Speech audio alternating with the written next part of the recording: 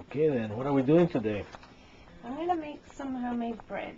Homemade bread. I'm going to start traditionally. Well, most people like white bread, but if you use whole wheat flour and other types of flours and grains, it's much better for you, and you can't really taste the difference. What do we have here? Here I have all-purpose flour. You can actually buy now white whole grain flour, which is what I try to get. Better for you? Yes.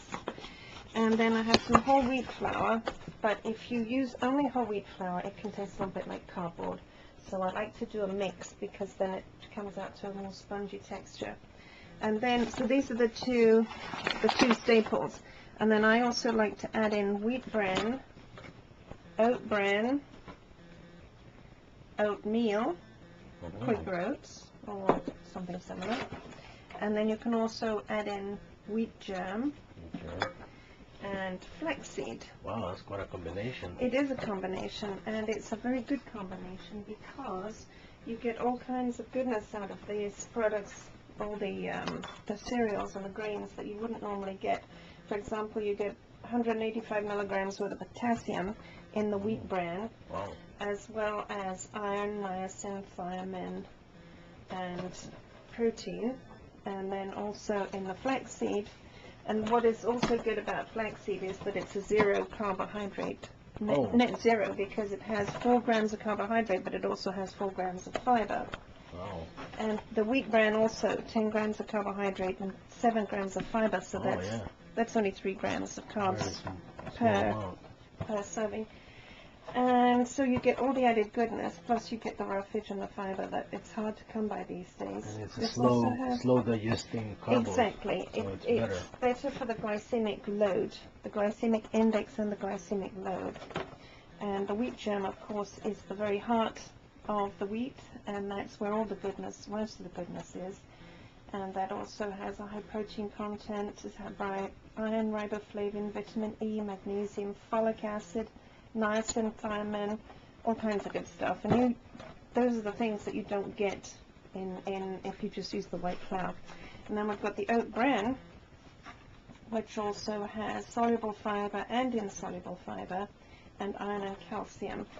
And then we've got the good old oats, which, as we know, is good for the blood and good for keeping cholesterol low.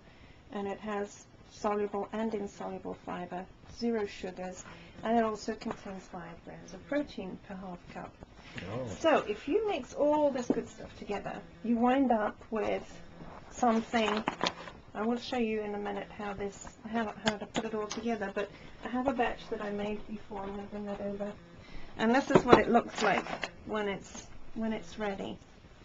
So then you can make, yes, it's very dense, and then you can make those into loaves, which you slice, or bread rolls. And, or hoagies. Hoagies, any kind. You can shape it any way you want. And then you get all kinds of goodness. And they're also much more filling than if you were just to have white bread. It's making me hungry. Yeah, me too. I hear you're going to have a blog coming up soon.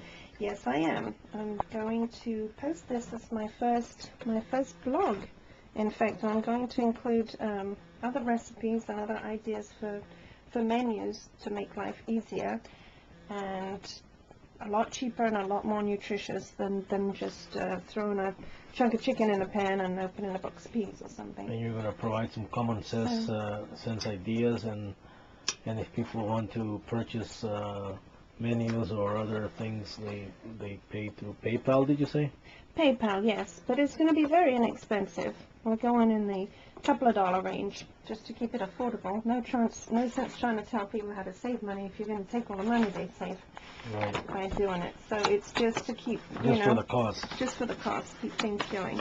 So I've got, this is a half cup measure. I've got 2 cups of the all-purpose flour, and then I'm going to put 1 cup of the wholemeal flour in here. I like to do a 2-to-1 ratio. Like I said, it can taste a bit like cardboard if you use too much of it. And then I just tend to throw in whatever I have available. And this one is,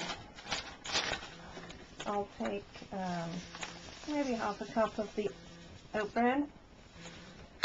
And then I'll take, I'll go in a circle here. I like to have a good amount of this. I'm going to put 3 half cups of this, so it's a cup and a half. 2, 3. But this recipe is very forgiving. You can put any quantity of anything you like as long as you get the salt balance right and the water. And you'll be able to tell by that whether you put enough water in or not. And if not, you add some more. What if we just put milk in there and eat it like a cereal? Does that work? You can put milk in it just makes it more rich. So I'm going to add the rest of the wheat germs on that packet, because that was probably about 1/8 of a cup, I'd say. So that one's done. Do you put any that sugar on my in there? shopping list. No, it's bread. If you wanted to make a sweet bread out of it, now would be a good time. Well, what I do... I hear you make muffins too. I do. And it's a very similar procedure. So what I might do, actually, You'll is show mix us this next all. time?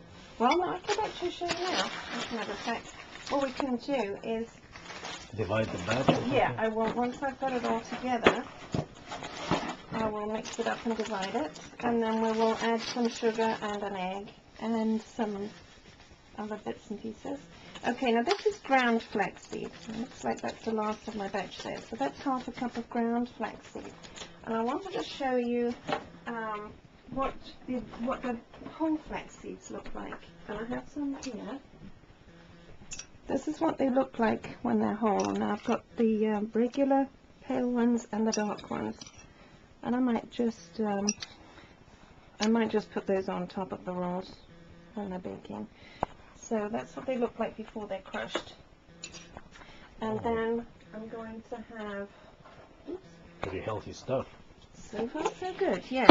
And then this is also good when you've got children who don't like to eat brown bread, but it's going to be so yummy they won't know the difference. So this is half a teaspoon of salt, but I'm going to add, I think I'm going to, is this a half teaspoon? 1 teaspoon. Okay, I'm going to do like a teaspoon and a half in here, because if you don't put enough salt in, it's going to be horrible. Yeah. It's really going to taste like cardboard. And when you think that's going to make probably 25 rolls or something, Never it's enough not for that me. much. And because of the whole wheat flour, it's very dense. I like to put a teaspoon, maybe a teaspoon and a half of baking powder. This baking powder also contains baking soda, so I don't need both. They're both already in there. And then, as is traditional in bread making, I'm going to put some yeast. But I only put a very small amount of yeast because you don't really need that much. You don't even need a whole packet of that amount. So I will mix it all up. Just combine it so that basically to spread out the well, to combine all the ingredients, but also to spread out the salt and the baking powder. You don't want to come across, have a bite that's has more salt or baking powder in it than anything else, because that would be unpleasant. Oh. Okay, so those basically mix together, and then what we can do here is